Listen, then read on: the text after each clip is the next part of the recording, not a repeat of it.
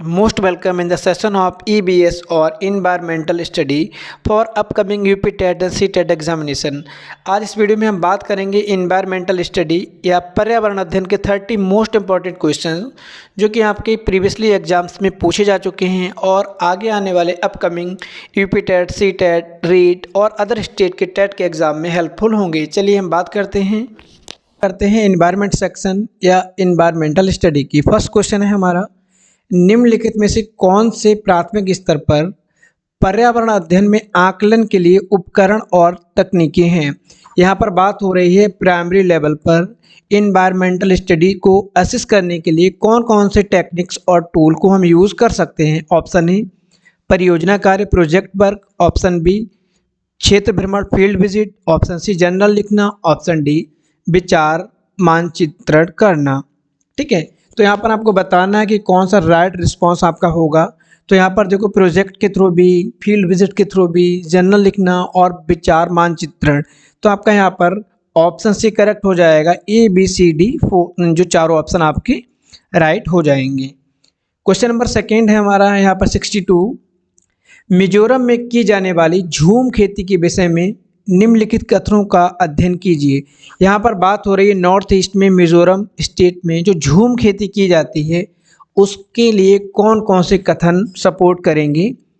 पहला, एक फसल को काटने के पश्चात भूमि को कुछ वर्षों के लिए खुला छोड़ देते हैं। ऑप्शन बी, इस भूमि पर उगने वाले बांस और खरपतवार को काटकर जला दिया जाता है। ऑप्शन सी, बीज बोने से पहले ठीक है भूमि की गहरी जुताई की जाती है। ऑप्शन डी, एक ही खेत में 3-4 भिन्न भिन्न प्रकार की फसलें उगाई जाती हैं। ऑप्शन ई, आवश्यकता अनुसार रासायनिक उर्वरकों और कीटनाशकों का उपयोग भी किया जाता है। ठीक है, तो आपको यहाँ पर बताना है कि जो झूम खेती है उसके विषय में कौन कौन से स्टेटमेंट यहाँ पर एग्री करते हैं।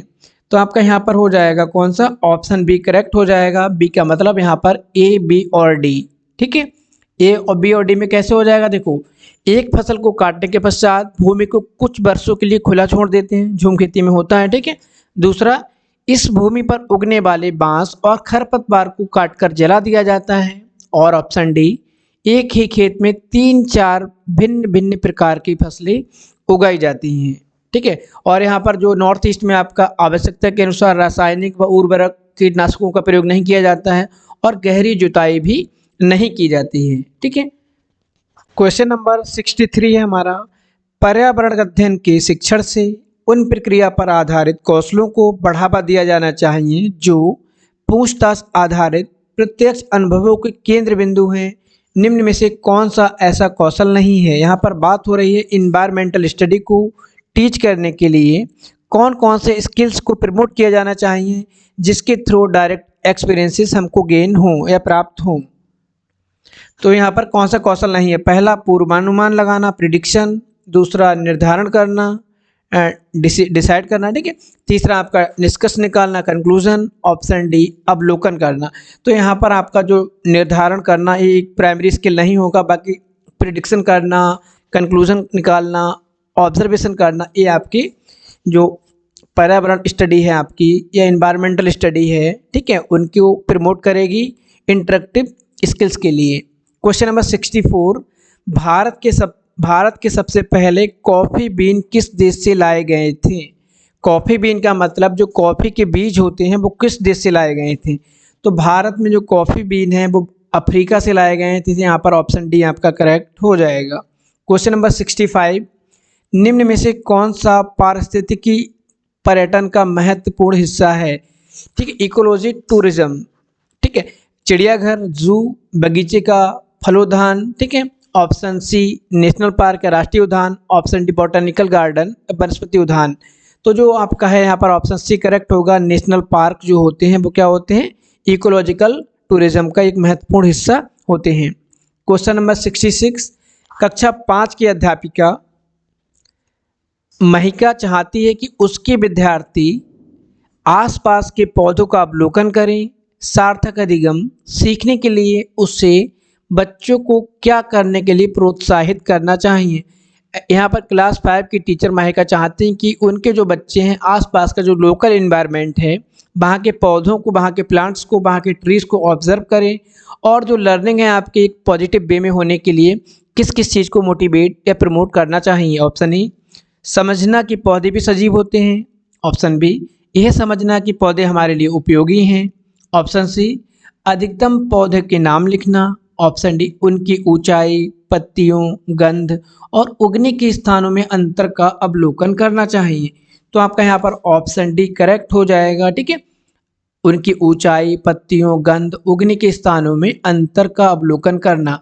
जब आप बच्चों से कहेंगे कि आप पौधों के जो उनके आसपास में उगते हैं तो क्या देखेंगे, यही देखेंगे उनकी लेंथ कितनी है, उनकी लीव्स कैसी हैं, उनमें स्मेल कैसी है, उनके उनके जो उगने के स्थान है उनका अवलोकन करेंगे। क्वेश्चन नंबर 67, प्राथमिक स्तर पर पर्यावरण अध्ययन पढ़ाने के लिए निम्न में से कौन सा पहलू सबसे महत्वपूर्ण होना चाहिए। ऑप्शन ए, क्रियाकलाप संचालित करना, कौशलों का विकास करना। ऑप्शन बी, आकलन में सफलता प्राप्त करना। ऑप्शन सी, विज्ञान की आधारभूत संकल्पनाओं को समझना। ऑप्शन डी, सीखने वालों को प्राकृतिक और सामाजिक सांस्कृतिक पर्यावरण से जोड़ना। ठीक है, तो यहाँ पर आपका हो जाएगा कौन सा, ऑप्शन डी, सीखने वाले को प्राकृतिक और सामाजिक सांस्कृतिक पर्यावरण से जोड़ना। ठीक है, सबसे ज़्यादा महत्वपूर्ण कारक होगा। क्यों? क्योंकि जो प्राथमिक स्तर पर बच्चा होता है वो अपने जो नेचुरल इन्वायरमेंट होता है जहाँ पे रहता है, उसका जो सोशल इन्वायरमेंट होता है, जो कल्चरल इन्वायरमेंट होता है, उससे बच्चे को जोड़ना जिससे कि उसकी समझ बढ़े। क्वेश्चन नंबर 68, प्राथमिक स्तर पर मानचित्रांकन सिखाने से विद्यार्थियों में निम्नलिखित में से किस कौशल को बढ़ावा मिलता है। ऑप्शन ए, साफ सुथरा रेखांकन। ऑप्शन बी, गणनाएं और अनुमान।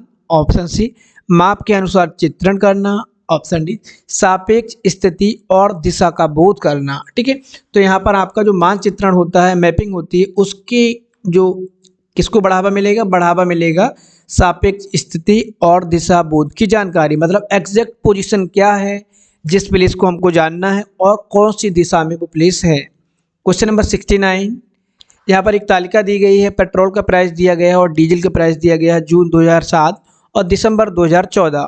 47.74 यहाँ पर पेट्रोल का प्राइस है 2007 में, 14 में 61.33।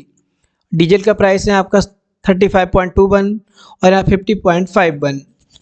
यहाँ पर दिए होंगे आपके स्टेटमेंट। उपर्युक्त तालिका का अध्ययन करने के बाद कक्षा 5 के विद्यार्थी देवमीत ने अपनी नोटबुक में लिखा है। ऑप्शन ए, पेट्रोल डीजल की अपेक्षा अधिक महंगा ईंधन है। ऑप्शन बी, पेट्रोल की अपेक्षा डीजल में वृद्धि का प्रतिशत अधिक है। ऑप्शन सी, डीजल सस्ता है इसलिए सार्वजनिक परिवहन पर इस पर चलता है। ऑप्शन डी, डीजल पेट्रोल से सस्ता है, लोगों को डीजल वाली गाड़ियां खरीदनी चाहिए। ठीक है, तो यहाँ पर बात हो रही है किसकी, यहाँ पर बात हो रही है डीजल और पेट्रोल की। तो जो यहाँ पर डिसीजन निकालेगा देवमीत, ठीक है, तो देवमीत यहाँ पर क्या डिसीजन निकालेगा, वो निकालेगा ऑप्शन बी। यहाँ पर हो जाएंगे आपकी सी और डी। कैसे हो जाएंगे सी और डी, देखो जो सी वाला होता है, डीजल सस्ता होता है इसीलिए सार्वजनिक परिवहन इस पर चलता है। ठीक है, आप देखते होंगे रोडवेज, ट्रेन सब डीजल पे चलती है। लेकिन अगर हम करंट टाइम की बात करते हैं तो क्या है, आपका डीजल पेट्रोल आपके सिमिलर रेट पे हैं। तो ये बात आपका 2007-2014 की है। ठीक है, और चौथा आपका डी, डीजल पेट्रोल से सस्ता ईंधन है, लोगों को डीजल वाली गाड़ियां खरीदनी चाहिए। तो ये देवमीत के विचार हैं, इनको हम मॉडर्न टाइम में नहीं देखेंगे, ये जो डेटा दिया उस टाइम में देख रहे हैं। क्वेश्चन नंबर 70, प्राथमिक कक्षाओं में पर्यावरण अध्ययन के लिए निम्नलिखित सभी सामान्य उपागमों का अनुपालन किया जाना है केवल इसे छोड़कर। मूर्त से अमूर्त की ओर, कॉन्क्रीट टू अब्स्ट्रैक्ट, सरल से कठिन की ओर, इजी टू कॉम्प्लेक्स, स्थानीय से वैश्विक की ओर, local to globalization. Option D, abstract to concrete. ठीक है, यहाँ पर प्राइमरी सेक्शन की बात हो रही है। ठीक है, तो प्राइमरी सेक्शन में क्या होता है आपका बी, मतलब सरल से कठिन की ओर बच्चों को पढ़ाते, इजी टू कॉम्प्लेक्स। और क्या होता है, प्राइमरी क्लास में जब हम बच्चों को पढ़ाते हैं तो क्या होता है, इजी टू कॉम्प्लेक्स और लोकल से ग्लोबल। तो यहाँ पर आपका हो जाएगा ऑप्शन डी, ए, बी और सी। क्वेश्चन नंबर 71, राष्ट्रीय पाठ्यचर्या रूपरेखा नेशनल करिकुलम फ्रेमवर्क 2005 ने कक्षा 1 और 2 के लिए पर्यावरण अध्ययन की किसी पाठ्यक्रम या पाठ्यक्रम पुस्तकों की संस्तुति नहीं की है। इसके उपयुक्त कारण हैं। यहाँ पर बात हो रही है नेशनल करिकुलम फ्रेमवर्क 2005 ने फर्स्ट क्लास और सेकंड क्लास के लिए किसी भी बुक को रिकमेंड नहीं किया है। क्यों? ऑप्शन ए पाठ्यक्रम का भार कम करने के लिए, ऑप्शन बी पर्यावरण अध्ययन केवल कक्षा 3 से आगे की कक्षाओं के लिए, ऑप्शन सी कक्षा 1 और 2 के शिक्षार्थी पढ़ना लिखना नहीं जानते हैं, ऑप्शन डी संदर्भ युक्त अभियान अधिगम परिवेश प्रदान करना। तो 71 का ऑप्शन आपका बी करेक्ट हो जाएगा। पर्यावरण अध्ययन केवल कक्षा 3 से क्लास से आगे से कक्षाओं के लिए है। सेकंड और फर्स्ट में वो अपने लोकल इन्वायरमेंट लोकल परिवेश को जानेगा और थर्ड क्लास से उसको फॉर्मल वे में इन्वायरमेंटल स्टडी कराई जाएगी। क्वेश्चन नंबर 72, मधुबनी एक विशेष प्रकार की पेंटिंग है जो मानवों, फूलों, पक्षियों, पशुओं आदि को प्रदर्शित करती है। यह पेंटिंग निम्न में से किसकी लुगदी में विशिष्ट रंगों को मिलाकर बनाई जाती है? देखो जो मधुबनी पेंटिंग के बिहार में आपकी बनती है मैक्सिमम, ठीक है, तो इनकी जो लुगदी होती है वो चावल की लुगदी से बनाए जाते हैं। ऑप्शन ए आपका यहाँ पर करेक्ट हो जाएगा। 73 आपका क्वेश्चन नंबर, मरुस्थल में स्थित उस स्थान की मुद्रा का नाम बताएं जहां पानी तेल से महंगा है। Option A euro, option B taka, option C dollar, option C दिरहम। ठीक है, तो यहाँ पर बात हो रही है मरुस्थल की, ठीक है, डेजर्ट की। कौन सा वो गल्फ कंट्री है जहाँ पर पानी तेल से महंगा है? वो कंट्री है आपकी संयुक्त अरब अमीरात, ठीक है, जिसको हम बोलते हैं UAE, जिसकी राजधानी है अबू धाबी और जिसकी मुद्रा है दिरहम। तो यहाँ पर आपका ऑप्शन डी करेक्ट हो जाएगा। क्वेश्चन नंबर 74, रीना आम पसंद करती है, वह इन्हें जाड़ों के लिए संरक्षित करना चाहती है। मतलब उसको आम पसंद है और वो कंजर्वेट करना चाहती है। तो कौन सा कंजर्वेशन टेक्निक यहाँ पर सबसे ज़्यादा एप्रोप्रिएट रहेगा? ऑप्शन ए अचार और आम पापड़ बनाना, ऑप्शन बी जूस तैयार करना और वायुरोधी डिब्बे में संचित करना, ऑप्शन सी प्लास्टिक के थैले में रखना, ऑप्शन डी रेफ्रिजरेटर में संचित करना। तो यहाँ पर जो आपका मोस्ट एप्रोप्रिएट टेक्निक होगी वो होगी अचार और आम पापड़ बनाना। ठीक है, यहाँ पर अचार और आम पापड़ बना के हम उनको कंजर्वेट कर सकते हैं। क्वेश्चन नंबर 75, केरल के निकटवर्ती राज्य हैं।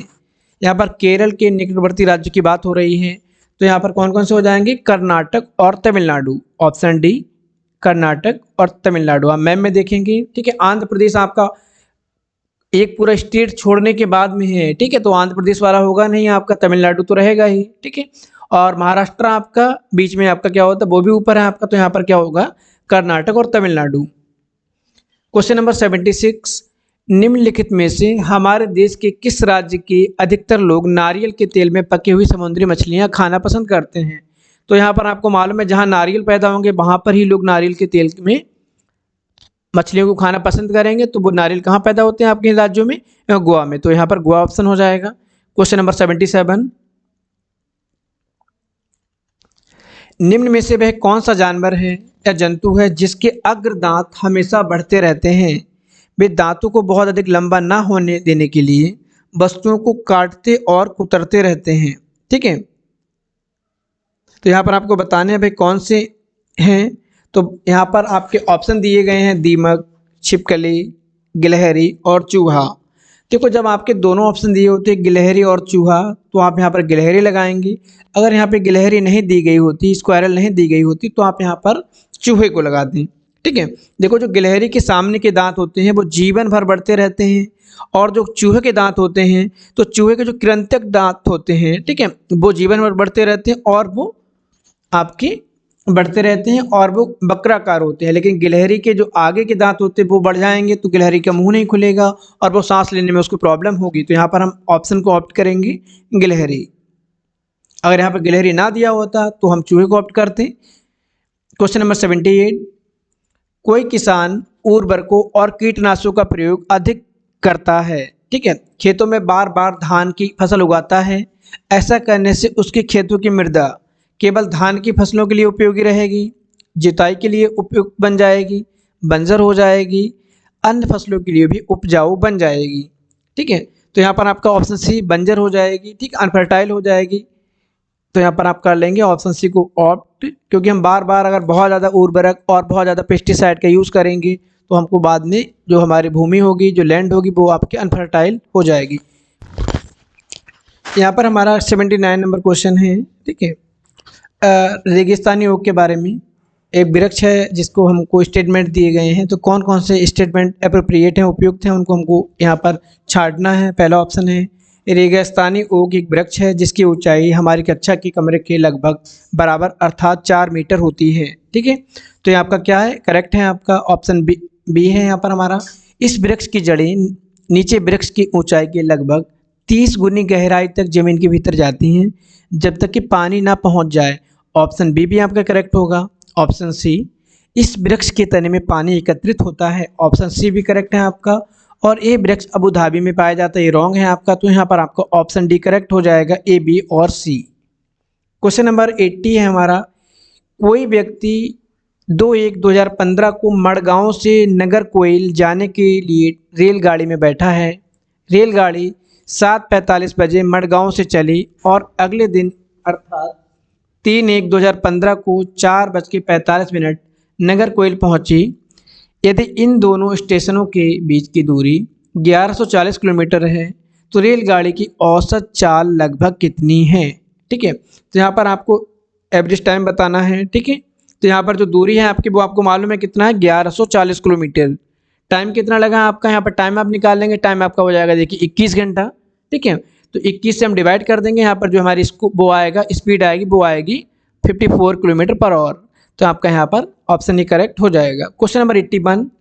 नई दिल्ली में रहने वाला कोई व्यक्ति पहले भोपाल मतलब मध्य प्रदेश फिर रांची झारखंड का भ्रमण करना चाहता है, उसकी दिशा क्या होगी। तो सीधे सीधे आप स्टेटमेंट ना पढ़िए, आप चले जाइए आंसर पे। आंसर क्या होगा, अगर वो दिल्ली से मध्य प्रदेश आएगा, ठीक है, वो दिल्ली से मध्य प्रदेश आएगा तो पहले दक्षिण दिशा में चलेगा। ठीक है, फिर दक्षिण से वो उसको जाना है कहाँ, रांची झारखंड, फिर वो चलेगा पूर्व दिशा में। तो आपका यहाँ पर ऑप्शन सी करेक्ट हो जाएगा। Question number 82। नीचे दिए गए सभी जानवरों में निम्न में से कौन सी विशेषता पाई जाती है जो सामान्य है। छिपकली, गौरैया और जो यहाँ पे केंचुआ है, केंचुआ नहीं ये कछुआ है। ठीक है, टर्टल है, टॉर्टाइस। ठीक है, और लास्ट आपका यहाँ पे हम मान लेते हैं सांप है। यहाँ पर तो ये सभी जो जीव जंतु हैं ये सभी अंडे देते हैं। ठीक है, अगर हमें कह देंगे जहरीले होते तो देखो आपका गौरैया है, कछुआ है। ठीक है, जहरीले नहीं होते हैं, ये जल भूमि दोनों में रह सकते हैं। तो गौरैया आपकी जल में नहीं रह सकती है, इनके शरीर सल्क से ढके होते हैं। तो केवल सांप के सल्क जो शरीर होते हैं वो सल्क से ढके होते हैं। तो यहाँ पर ऑप्शन ये आपका करेक्ट होगा। Question number 83। प्राथमिक स्तर पर पर्यावरण अध्ययन के शिक्षण में कहानियों और कविताओं का प्रभावी ढंग से उपयोग किया जाता है। ठीक है, पर्यावरण अध्ययन में इनके उपयोग की मुख्य विशेषता है। ऑप्शन ए कक्षा की विविधता की पूर्ति। ऑप्शन बी सीखने के लिए संदर्भगत वातावरण प्रदान करना। ऑप्शन सी पाठों को आनंददायक बनाना। ऑप्शन डी भाषिक कौशलों को बढ़ाना। ठीक है, यहाँ पर यह है कि जो क्लास में हमारी डाइवर्सिटी है उसको प्रमोट करना, उसको इंक्लूड करना, सीखने के लिए संदर्भगत वातावरण एप्रोप्रिएट एनवायरनमेंट क्रिएट करना, लेसन को हमारा प्लेजरफुल बनाना है और जो वर्बल स्किल है उनको प्रमोट करना है। ठीक है, तो आपके यहाँ पर ऑप्शन बी करेक्ट हो जाएगा। सीखने के लिए संदर्भगत वातावरण प्रदान करना मतलब एप्रोप्रिएट एनवायरनमेंट क्रिएट करना according to the topic. Question number 84। एक प्राथमिक स्तर की अध्यापिका जलाभाव के विषय पर अपनी कक्षा 4 के बच्चों को प्रभावपूर्ण तरीके से किस प्रकार आंकेगी। ऑप्शन ए बच्चों को जल संरक्षण पर नारे लिखने को कहकर उपयुक्त विषय पर निम्नलिखित परीक्षा का आयोजन करके यह पता करके उन्होंने अपने दैनिक जीवन में जल की बचत कैसे की। ऑप्शन डी जल संरक्षण पर पोस्टर बनाने की गतिविधि आयोजन करके। ठीक है, तो आपका यहाँ पर 84 में हो जाएगा ऑप्शन सी यह पता करके उन्होंने अपने दैनिक जीवन में जल की बचत कैसे प्रारंभ की। Question number 85। सुंदरलाल बहुगुणा निम्न में से किस आंदोलन के लिए जाने जाते हैं। तो ये आप सबको मालूम है, सुंदरलाल बहुगुणा चिपको आंदोलन के लिए जाने जाते हैं। ठीक है, ऑप्शन बी आपका यहाँ पर दिया अपेक्कू आंदोलन। तो अपेक्कू आंदोलन आपका पर्यावरण का आंदोलन है, ठीक है, जो पांडुरंग हेगड़े के द्वारा किया गया है 1983 में। और जो मौन घाटी है आपकी साइलेंट वैली है, ये साइलेंट वैली जो नेशनल पार्क है आपका केरल में पलक्कड़ डिस्ट्रिक्ट में है, ठीक है, 1970 के दशक में इसका भी किया गया सोशल मूवमेंट है आपका, ठीक है। और नर्मदा बचाओ अभियान मेघा पाटकर 1989 में संबंधित है। क्वेश्चन नंबर 86, प्राथमिक स्तर पर पर्यावरण अध्ययन के आकलन में कौन सा एक संकेतक उपयुक्त नहीं है? यहाँ पर बात हो रही है assessment techniques of environmental study की। ऑप्शन ए मेमोराइज करना, स्मरण करना, option B questioning, option C न्याय और समानता के प्रति चिंता, ऑप्शन डी सहयोग, ठीक है। तो यहाँ पर ऑप्शन ए हो जाएगा मेमोराइजेशन। स्मरण करना ये उपयुक्त संकेतक नहीं है, बाकी क्वेश्चनिंग करना है आपका, ठीक है, न्याय और समानता के प्रति चिंता, सहयोग। क्वेश्चन नंबर 87 की हम बात कर लेते हैं यहाँ पर। इस पौधे में पत्तियां जिन्हें सब्जी की तरह प्रयोग में लाया जाता है, इनके बीजों से तेल निकाला जाता है। तो सीधे सीधे आप लगा देंगे सरसों का पौधा जिसका साग बनाया जाए उसका तेल निकाला जाता है। क्वेश्चन नंबर 88, कांसे की बात हो रही है, ठीक है। ये एल्यूमिनियम, आयरन और कॉपर जैसा एक तत्व है। इसे भट्टी में कॉपर टीन को पिघलाकर बनाया जाता है। आदिवासी लोग कांसे का प्रयोग हजारों वर्षों से कर रहे हैं। ब्रॉन्ज की बनी वस्तुएं एल्युमिनियम की बनी वस्तुओं की तुलना में हल्की परंतु कहीं अधिक मजबूत और टिकाऊ होती हैं, ठीक है। तो यहाँ पर आपका ऑप्शन देखो, इसे भट्टी में कॉपर और टीन को पिघलाकर बनाया जाता है, ठीक है, ठीक है। और क्या है यहाँ पर, आदिवासी लोग ब्रॉन्ज का उपयोग हजारों वर्षों से कर रहे हैं। तो यहाँ पर ऑप्शन बी आपका करेक्ट हो जाएगा, बी और सी। क्वेश्चन नंबर 89, निम्न में से कौन सा मच्छरों के द्वारा फैलने वाला रोग है?